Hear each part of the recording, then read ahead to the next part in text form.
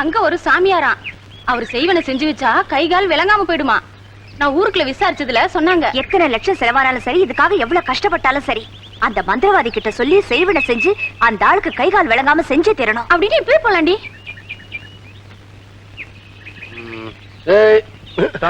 என்னடா?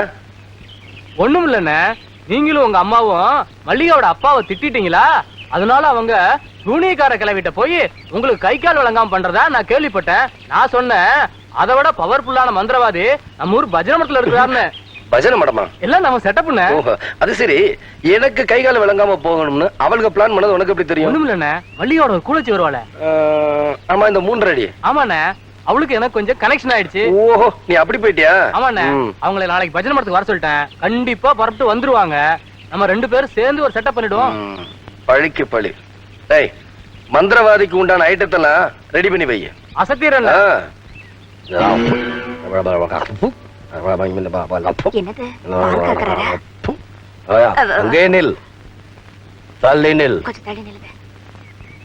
பெண்கள் எல்லாரையும் பஜனை மடத்துக்கு தேடி வந்திருக்கீங்களே, என்ன விஷயம்?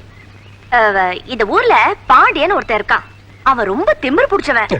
இங்க ஸ்கூலுக்கு தான் அவன் வாத்தியாரா இருப்பான்னு நினைச்சா இந்த ஊருக்கே வாத்தியாரா இருக்கான். நீங்க ஒரு செய்வனை செஞ்சு அவனுக்கு ஒரு கை ஒரு கால் விளங்காம இப்படி நடக்கிற மாதிரி செஞ்சுட்டீங்கன்னா தள்ளி போய் நில்லு. இத பார், இந்த பாண்டியனுக்கு கைகால் விளங்காம போகணுமா? ஆமா. அப்படின்னு எல்லாரும் தாவணியை கழட்டுங்க. இதை ஏன் நான் உங்களுக்கு சொல்றேன்னா, நீங்க இங்க தாவணியா கலட்டுற நேரத்துல பாண்டியனுக்கு அங்க கைகால் விளங்காம போயிரும். ஒருவேளை என் மேல நம்பிக்கை இல்லாம நீங்க போனா என் மந்திர சக்தி இப்ப என்னென்ன செய்யும்னு பார்.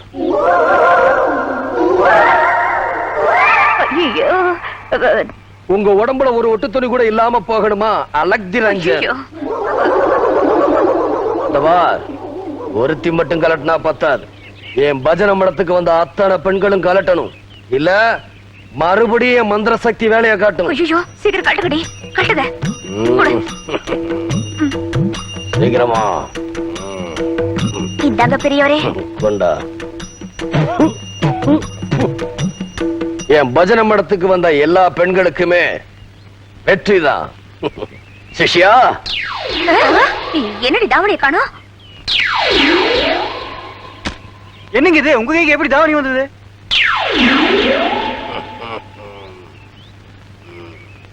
ஏண்டி, பாண்டியனுக்கு கைகால் வழங்காம போயிடணுமா? இந்த குரலை எங்கேயோ கேட்ட மாதிரி.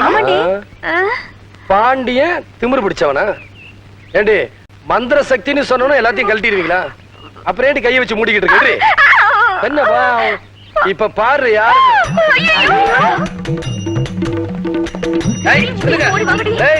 எங்க ஓடுனாலும் நம்ம ஏரியாக்குள்ளதான் ஓடணும். இருங்க, இங்க பாருங்க, நான் பொம்பளைங்க மேல ரொம்ப மரியாதை வச்சிருக்கிறேன். இந்த திமிரு பிடிச்ச பொண்ணோட சேர்ந்ததுனாலதான் உங்க தாவணியும் கலட்டினேன். இனிமே இவ கூட சேராதீங்க. சிஷ்யங்கிட்ட உங்க தாவணி எல்லாம் இருக்கு, கேட்டு வாங்கிட்டு போங்க. ஓடுங்க.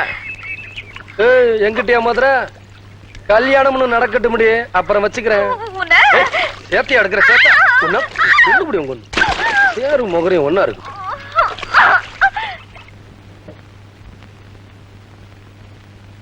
வாங்க வாங்க வாங்க. என்ன ஆச்சரியமா இருக்குது, நீங்க ஏன் வீடு தேடி வந்திருக்கிறீங்க? எல்லாம் நல்ல விஷயமா தான். அப்படியா? உட்காரு. எனக்கு இந்த சுத்தி வளைச்சு தொழுத்தி மாதிரி பேசுறதெல்லாம் பிடிக்காது. நேர விஷயத்துக்கே வரேன். வாங்க. இந்த பாண்டியமே உங்க பொண்ணை சேத்துல தள்ளி லொல்லு பண்ணிட்டானாமே, அது விஷயமாவும் நம்ம பையன் விஷயமா பேசலான்னு வந்தேன். பொண்ணு வர சொல்லுங்கப்பா. கொஞ்சம் சமாதானப்படுத்து. யாரு வந்திருக்காங்க பாரு.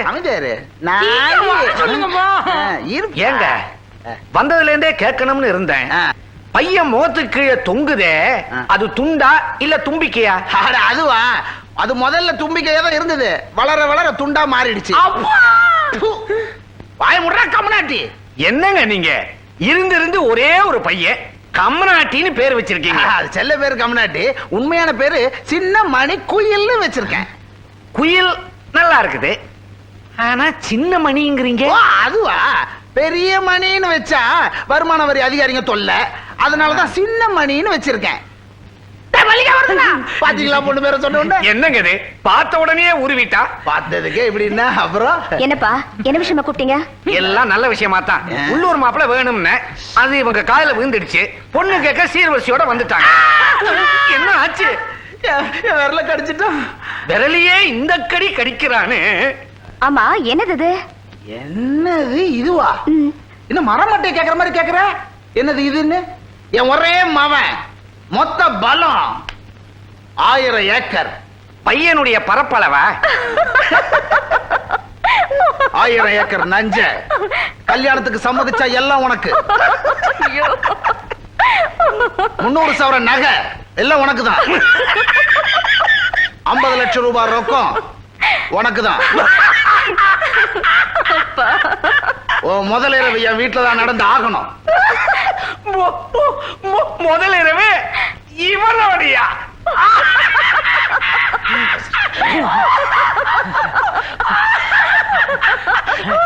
கட்டிக்க போறவனை பார்த்து ஏன் சிரிக்கிற மல்லிகா? வா நம்ம வீட்டுக்கு போலாம். ஒண்ணு நான் கட்டிக்க போறேனா?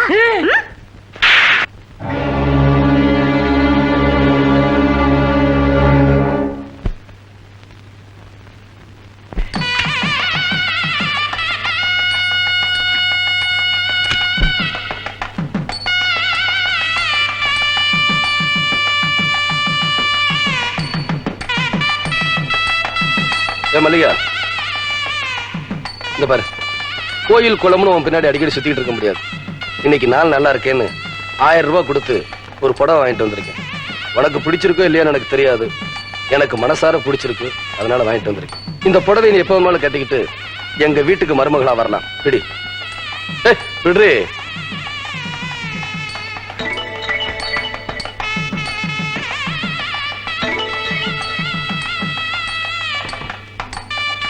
இன்னும் உனக்கு திமிரு அடங்கல.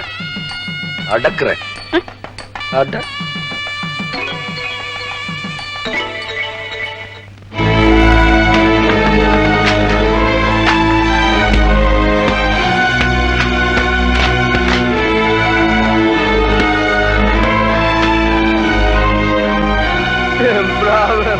படத்தை ஏமாத்திட்டாலும் என் பொண்ணு கல்யாணம் நடக்காது. என் பொண்ணு கல்யாணம் நடக்க போறதில்லை.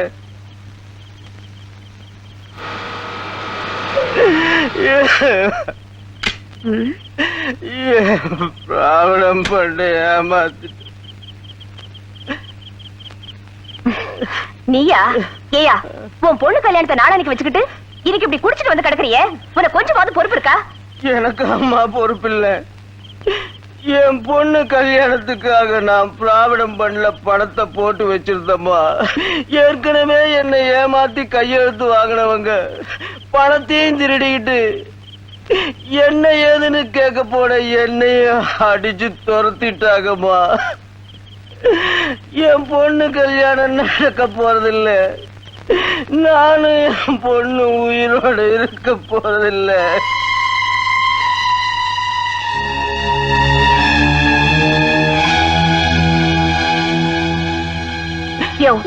உன் பொண்ணு கல்யாணம் நடக்கணும், அவ்வளவுதானே?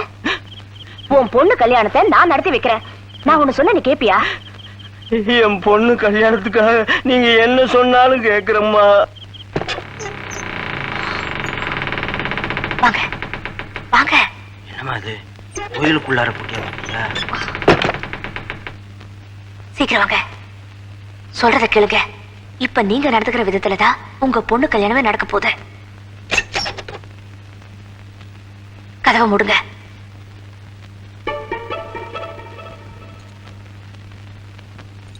அம்மா, எனக்கு என்னமோ பயமா இருக்குது. சாமி நகை எடுக்கிறது தப்பு இல்லைங்களா?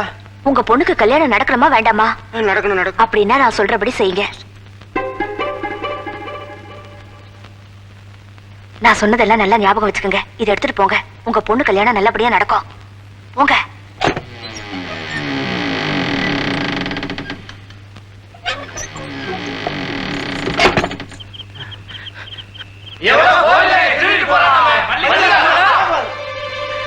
சாமி நகையெல்லாம் நம்ம கையில இருக்கு.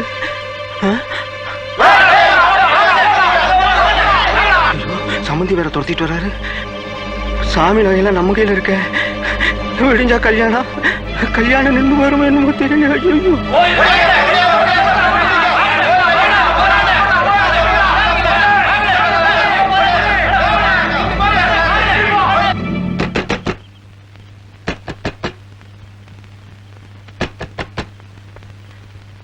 பாண்டி தம்பி பாண்டி தம்பி பாண்டி தம்பி பாண்டி தம்பி தம்பி பாண்டி தம்பி என்னண்ணே இந்நேரத்துல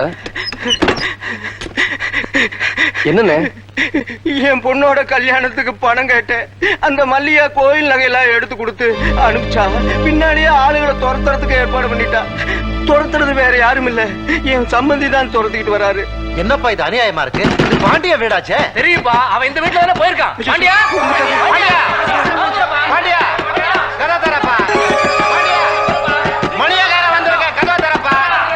பாண்டியா மணியக்கார வந்திருக்க, கதா தர. பாண்டியா பாண்டியா சீக்கிரம் கதா தரப்பா. பாண்டியா கதா தரப்பா. பாண்டியா கதா திறக்க போறியா இல்லையா?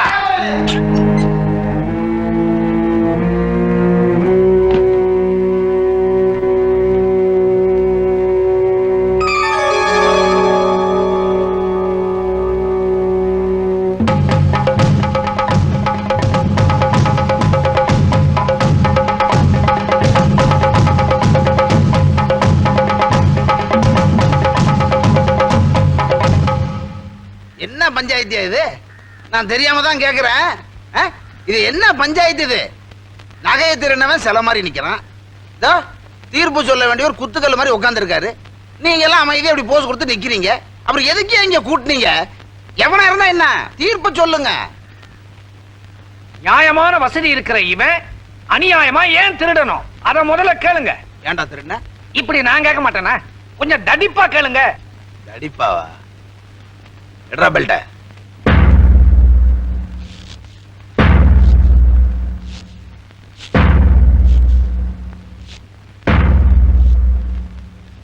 ஏன்டா திருண்ண? சொல்லுடா. 2 போட்டாதான் இவன் சொல்லுவான். என்ன தம்பி அமைதியா இருக்க? ஊர் பஞ்சாயத்துல கேக்குறாங்க இல்ல, சொல்லுப்பா. சொல்ல வைக்கிறேன் பாரு.